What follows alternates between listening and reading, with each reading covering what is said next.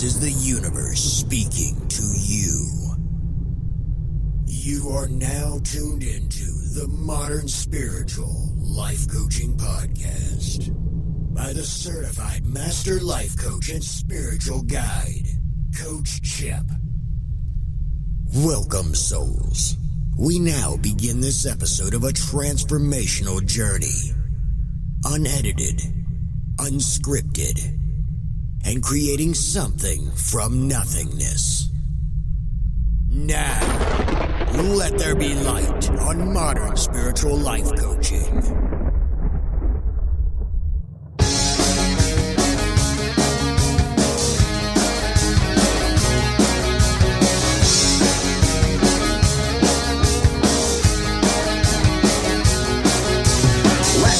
Travel ban all the way from Wuhan, locked down Italy, singing from the balcony. Trust the blame, lack of tests, hospitals are out of bed. Elderly conspiracy, the freedom's gone away.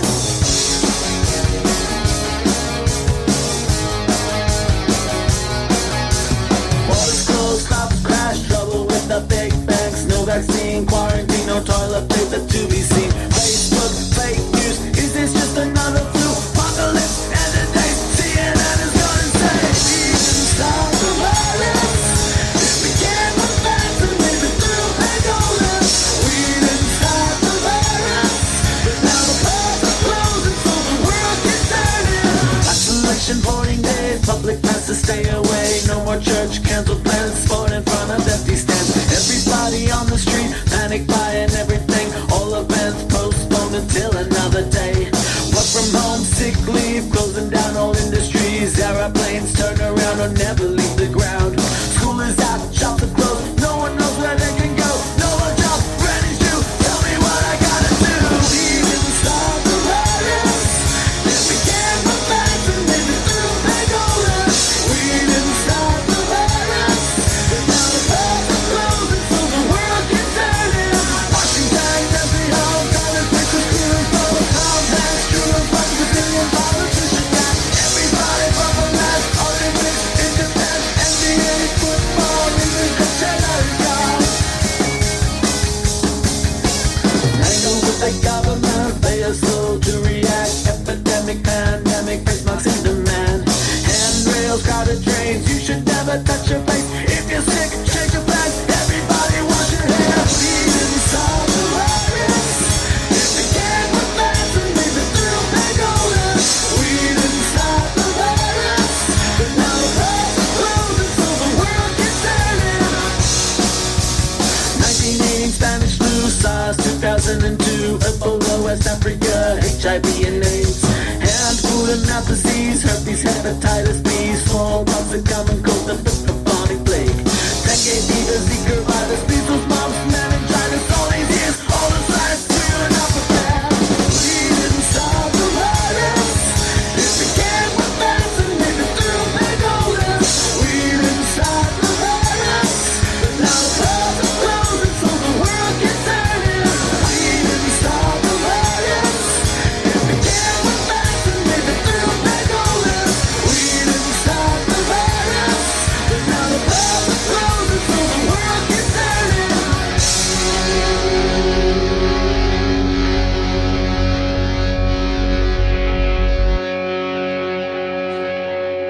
We didn't start the virus. That's a COVID-19 parody song we play every Monday morning here on the Morning Gratitude of the Happy Pandemic Monday.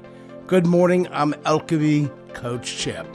And we have in this half hour of episode 108 that we will have a Buddha chant for our sound healing meditation. And we're going to learn about the truth of the nature of God. And many people are confused probably by now. And what we mean is not the father figure with a man with a long beard that we were all taught that was God. We're talking about the God of the universal energies that is so powerful of all things that it's the power of creating worlds. And Alan Watts is here I'm going to tell you more about this and explain it to you to give you a better understanding. I hope this doesn't ban us now, because we have been some of our content banned in some countries. But we're going to continue to go because we speak the truth on the Modern Spiritual Podcast Live, and the truth is only powerful frequency of vibration that we deal with here. So remember to follow us on our Twitter, like us on our Facebook, subscribe to us on our YouTube, and go to the modernspiritualpodcast.com, where you can find where you can connect to our social medias. So let's get into this right now with Alan Watts with The Nature of God, and listen closely because you're going to learn something of truth about this right here on the Modern Spiritual Podcast. Now, I'm sure that most of you know the old story about the astronaut who went far out into space and was asked on his return whether he had been to heaven and seen God. And he said yes. And so they said to him, well, what about God? And he said, she is black. And although this is a very well-known and well-worn story, it is very profound. Because, I tell you, I knew a monk who started out in life as pretty much of an agnostic or an atheist. And then he began to read Henri Bergson, the French philosopher who proclaimed the vital force, the élan vital, and so on. And the more he read into this kind of philosophy, the more he saw that these people were really talking about God. And I've read a great deal of theological reasoning about the existence of God, and they all start out on this line. If you are intelligent and reasonable, you cannot be the product of a mechanical and meaningless universe. Figs do not grow on thistles. Grapes do not grow on thorns. And therefore, you, as an expression of the universe, as an aperture through which the universe is observing itself, cannot be a mere fluke. Because if this world peoples, as a tree brings forth fruit, then the universe itself, the energy which underlies it, what it's all about, the ground of being, as Paul Tillich called it, must be intelligent. Now, when you come to that conclusion, you must be very careful, because you may make an unwarranted jump. Namely, the jump to the conclusion that that intelligence, that marvelous designing power which produces all this, is the biblical God. Be careful. Because that God,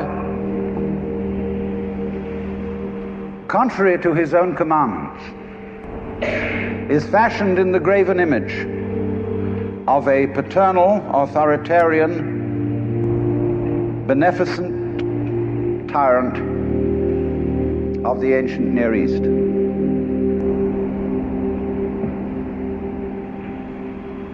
And it's very easy to fall into that trap, because it's all prepared, institutionalized in the Roman Catholic Church, in the synagogue, in the Protestant churches, all there ready for you to accept. And by the pressure of social consensus and so on, it is very natural to assume that when somebody uses the word God, it is that father figure which is intended.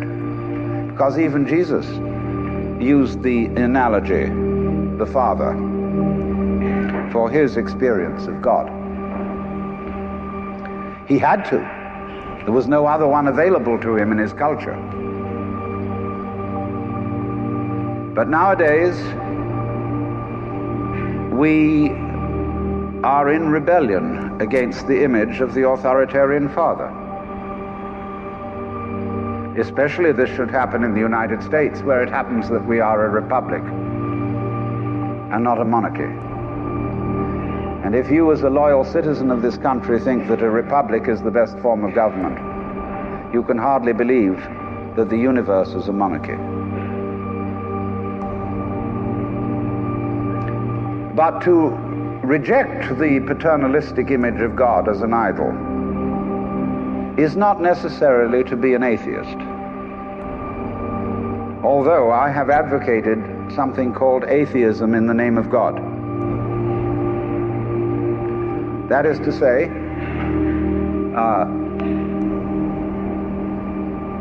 an experience, a contact, a relationship with God, that is to say, with the ground of your being, that does not have to be embodied or expressed in any specific image. Now, theologians on the whole don't like that idea, because I find in my discourse with them that they want to be a little bit hard-nosed about the nature of God. They want to say that God has indeed a very specific nature. Ethical monotheism means that the governing power of this universe has some extremely definite opinions and rules to which our minds and acts must be conformed. And if you don't watch out, you'll go against the fundamental grain of the universe and be punished in some way. Old-fashionedly, you will burn in the fires of hell forever. More modern-fashionedly, you will fail to be an authentic person. It's another way of talking about it. But there is this feeling, you see, that there is authority behind the world, and it's not you. It's something else. Like we say, that's something else that's far out. And therefore, this Jewish, Christian, and indeed Muslim approach makes a lot of people feel rather strange, estranged from the root and ground of being. There are a lot of people who never grow up and are always in awe of an image of grandfather. Now, I'm a grandfather. I have 5 grandchildren, and so I'm no longer in awe of grandfathers. I know I'm just as stupid as my own grandfathers were, and therefore I'm not about to bow down to an image of God with a long white beard. Now, naturally, of course, we intelligent people don't believe in that kind of a God, not really. I mean, we think that God is spirit, that God is very undefinable and infinite and all that kind of thing. But nevertheless, the images of God are have a far more powerful effect upon our emotions than our ideas. And when people read the Bible and sing hymns, Ancient of Days, who sittest throned in glory, immortal, invisible, God only wise, in light inaccessible, hid from our eyes, they still got that fellow up there with a beard on. It's way in the back of the emotions. And so we should think, first of all, in contrary imagery, and the contrary imagery is, she's black. Imagine instead of God the Father, God the Mother. And imagine that this is not a luminous being, blazing with light, but an unfathomable darkness, such as is portrayed in Hindu mythology by Kali, K-A-L-I, the Great Mother,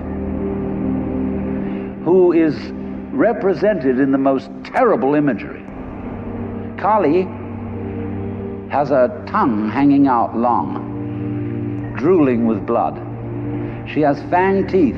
She has a scimitar in one hand and a severed head in the other. And she is trampling on the body of her husband, who is Shiva. Shiva represents also, furthermore, the destructive aspect of the deity, wherein all things are dissolved so that they be reborn again. And here is this blood-sucking, terrible mother as the image of the supreme reality behind this universe. Imagine, it's the representative of the octopus, the spider, the awful awfuls, the creepy crawlies at the end of the line, which we're all terrified of. Now that's a very important image, because let us suppose, just for the sake of argument, that all of you sitting here right now are feeling, well, fairly all right. I mean, you're not in hospital. You don't have the screaming memes. You have a sense, you probably had dinner and are feeling pretty good. But you know that you feel that you're fairly good because in the background of your minds, very far off in the background of your minds, you've got the sensation of something absolutely ghastly that simply mustn't happen. And so against that, which is not happening, and which doesn't necessarily have to happen, but by comparison with that, you feel pretty all right. And that absolutely ghastly thing that mustn't happen at all is Kali. And therefore, at once, we begin to wonder whether the presence of this Kali is not in a way very beneficent.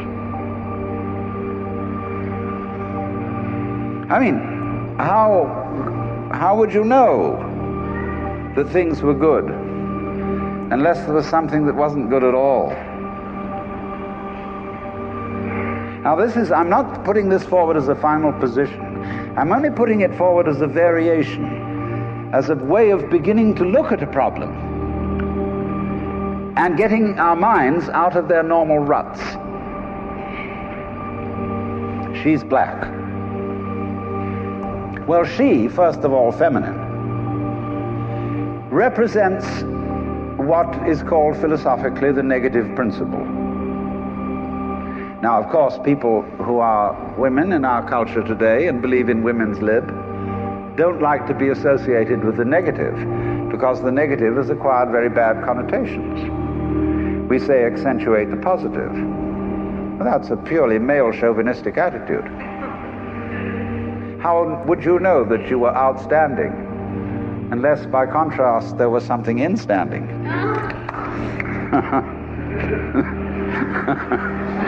You cannot appreciate the convex without the concave. You cannot appreciate the firm without the yielding. And therefore, the so-called negativity of the feminine principle is obviously life-giving and very important. But we live in a culture which doesn't notice it.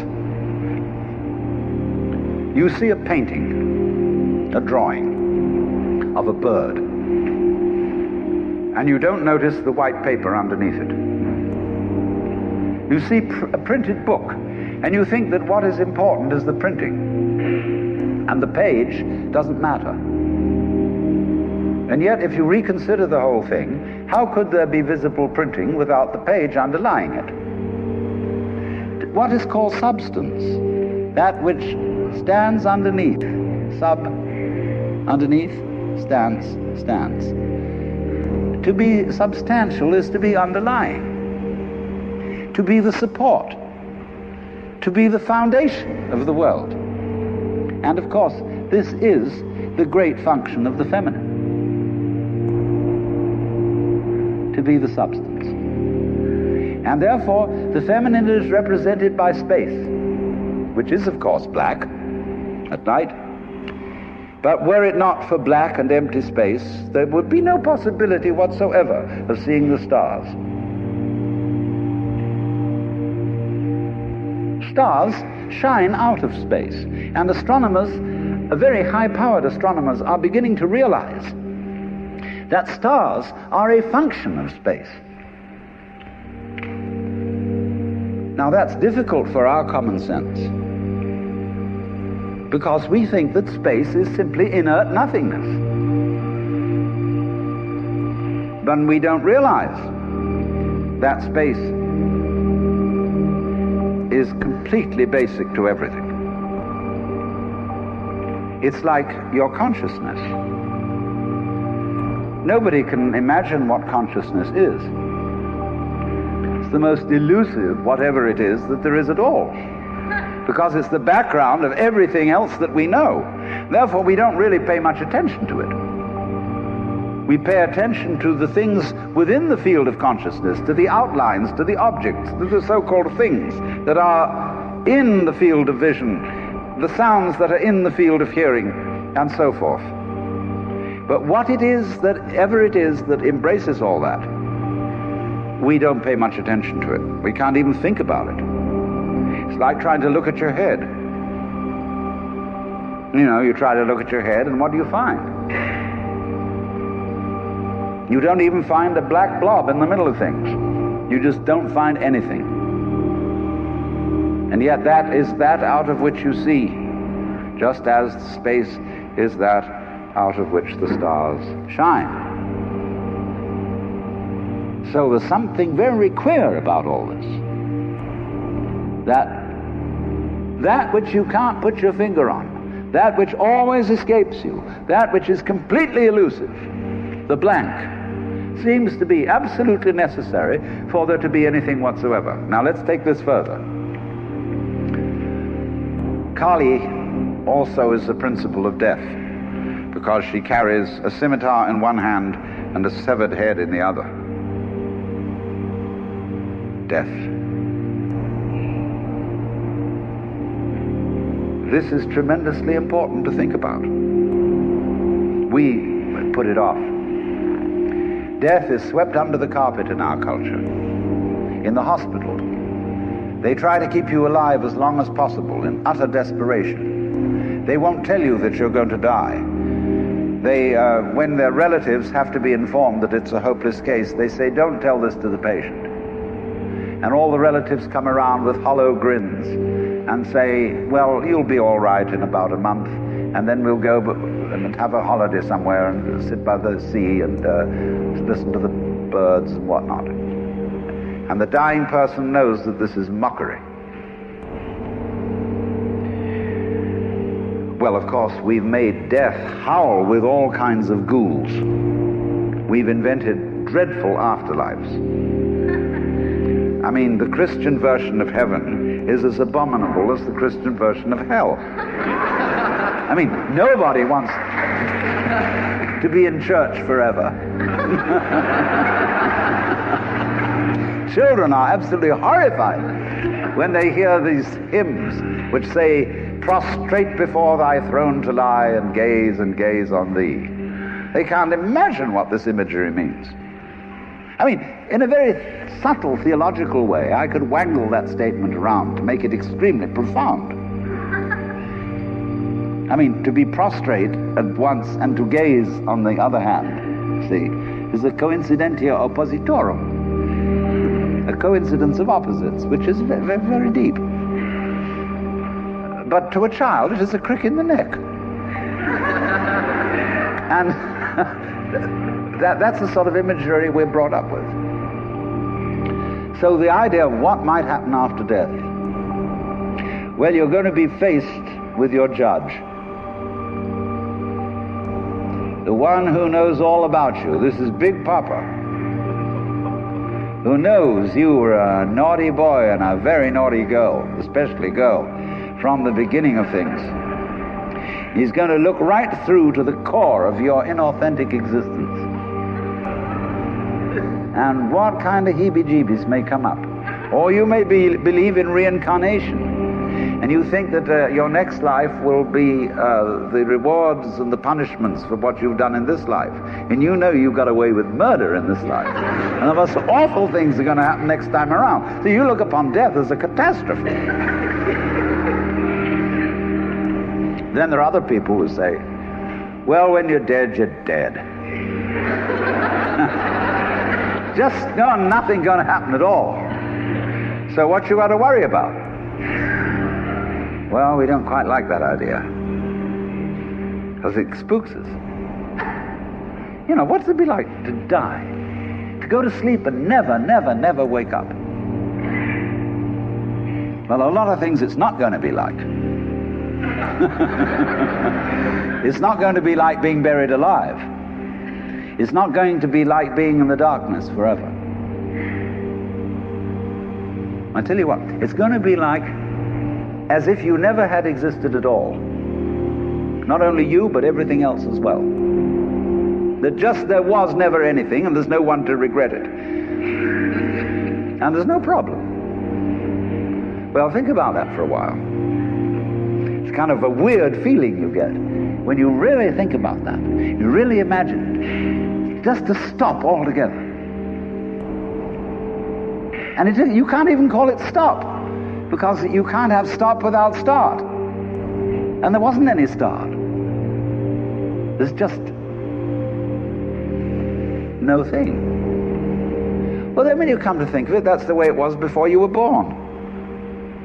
I mean, if you go back in memory as far as you can go, you get to the same place as you go forward in your anticipation of the future as to what it's going to be like to be dead. Then you get these funny ideas that this blankness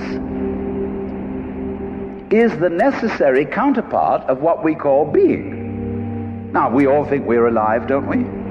I mean, we're really here, that there is something called existence. You know, the existentialists, Dasein, thrownness, you know, here we are. But how could you be experiencing that as a reality unless you had once been dead? What gives us any ghost of a notion that we're here, except by contrast with the fact that we once weren't? And later on won't we? But this thing is a cycle, like positive and negative poles in electricity. So this then is the value of the symbolism of she is black. She, the womb principle, the receptive, the instanding, the void, and the dark. And so that is to come into the presence of the God who has no image. Behind the Father image, behind the Mother image, behind the image of light inaccessible, and behind the image of profound and abysmal darkness, there's something else which we can't conceive at all.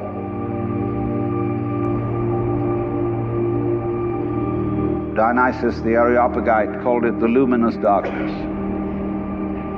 Nagarjuna called it Shunyata, the void. Shankara called it Brahman, that which can only, of which nothing at all can be said. Neti neti. Beyond all conception whatsoever. And you see, that is not atheism in the formal sense of the word. This is a profoundly religious attitude, because what it corresponds to practically is an attitude to life of total trust, of letting go. When we form images of God, they are all really exhibitions of our lack of faith. Something to hold on to, something to grasp.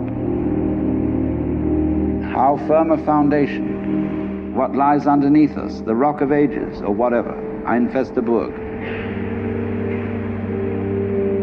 But when we don't grasp, we have the attitude of faith. If you let go of all the idols, you will of course discover that what this unknown is, which is the foundation of the universe, is precisely you. It's not the you think you are. No, it's not your opinion of yourself. It's not your idea or image of yourself. It's not the chronic sense of muscular strain, which we usually call I. You can't grasp it. Of course not. Why would you need to? Supposing you could, what would you do with it? And who would do what with it? You can never get at it. So there's that profound central mystery. And the attitude of faith is to stop chasing it. Stop grabbing it. Because if that happens, the most amazing things follow. But all these ideas of the spiritual, the godly, as this attitude of must, and we have been laid down the laws which we are bound to follow, all this jazz, is not the only way of being religious and of relating to the ineffable mystery that underlies ourselves and the world.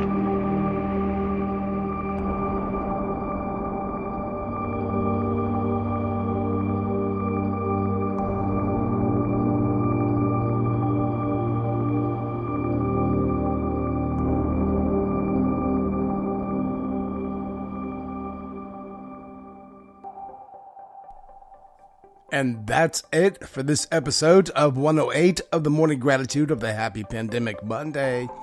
With Alan Watts, The Nature of God, said it better than I could say it. I'll be back on Wednesday with Music Row, a new sound of a smooth sounds and relaxing and healing with meditation and much more.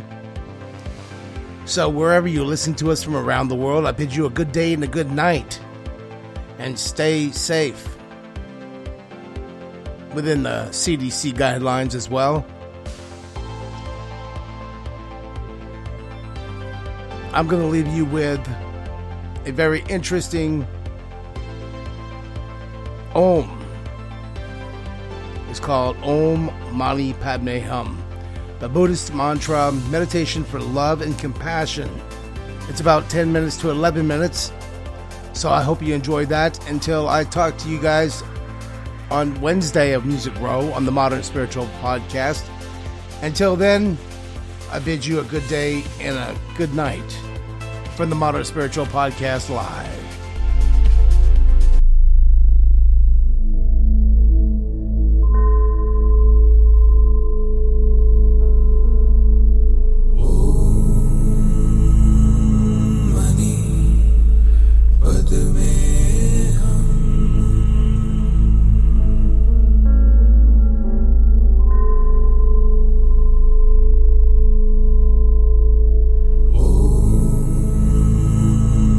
Money.